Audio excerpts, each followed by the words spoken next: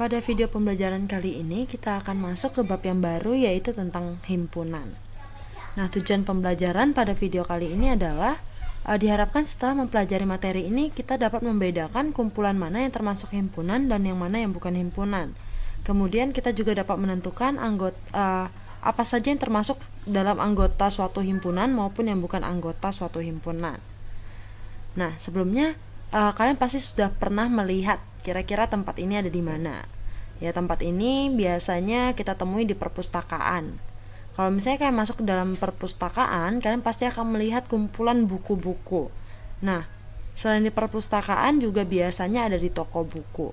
Kalau misalnya kalian lihat di perpustakaan ataupun di toko buku, buku-bukunya sudah pasti tersusun rapi sesuai dengan kategori buku-bukunya. Ada buku novel, ada buku pelajaran, ada buku komik, kemudian buku anak, cerita anak, dan lainnya.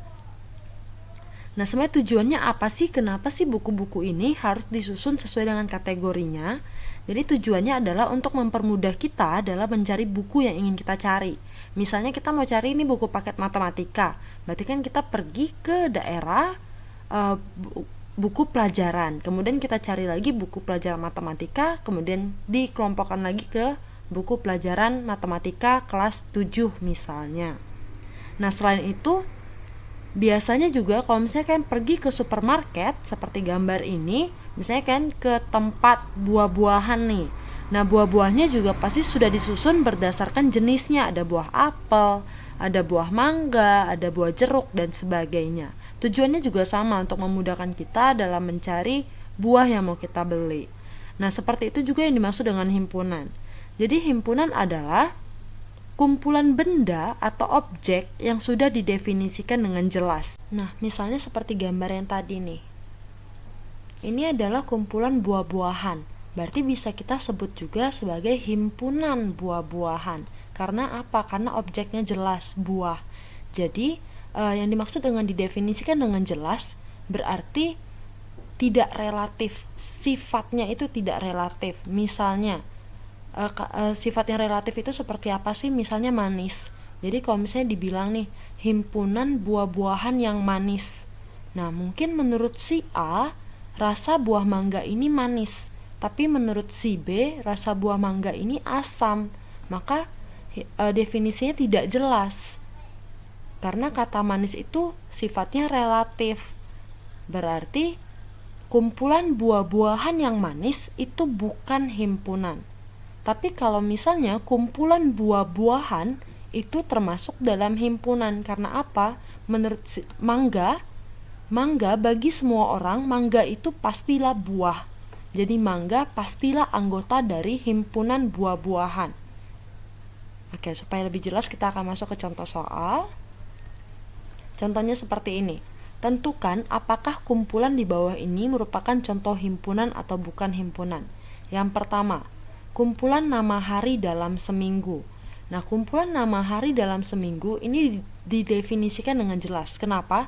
Karena menurut semua orang, anggotanya pasti sama, yaitu Senin, Selasa, Rabu, Kamis, Jumat, Sabtu, Minggu.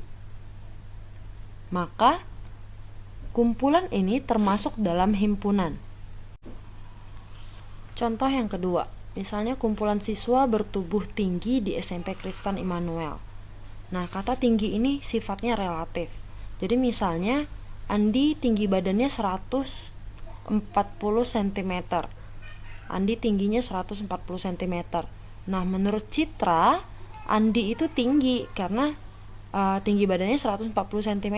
Tapi menurut Dinda, Andi nggak tinggi karena tinggi badannya hanya 140 cm. Jadi tidak ada ukuran pasti yang menunjukkan bahwa seseorang itu bertubuh tinggi. Jadi tinggi itu relatif.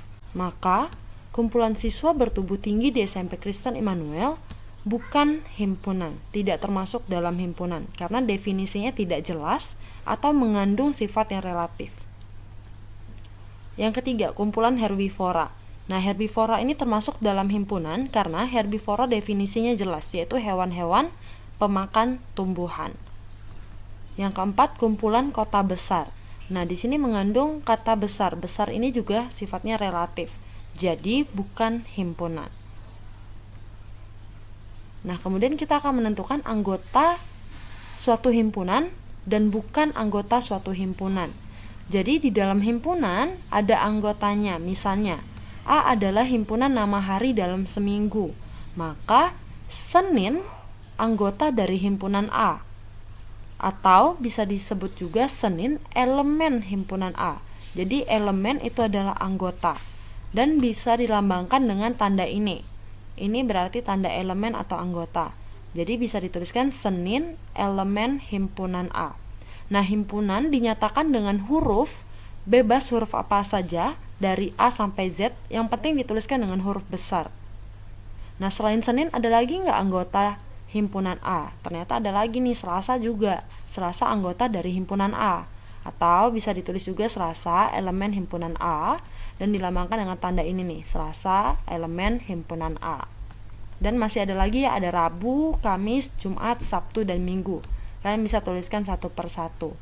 Nah, sekarang kita menentukan yang bukan anggota himpunan A. Tadi kan A adalah himpunan nama hari. Berarti bisa kita tuliskan Januari bukan anggota dari himpunan A, atau Januari bukan elemen himpunan A.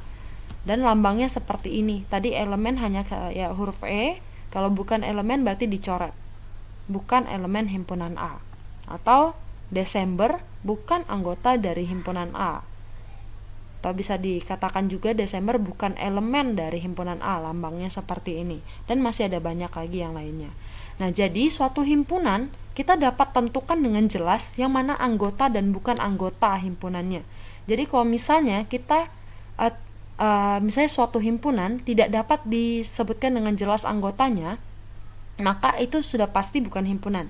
Suatu kumpulan yang tidak bisa dinyatakan dengan jelas anggota dan bukan anggotanya, maka itu bukanlah himpunan. Contohnya yang tadi, kumpulan siswa bertumbuh tinggi di SMP Kristen Immanuel.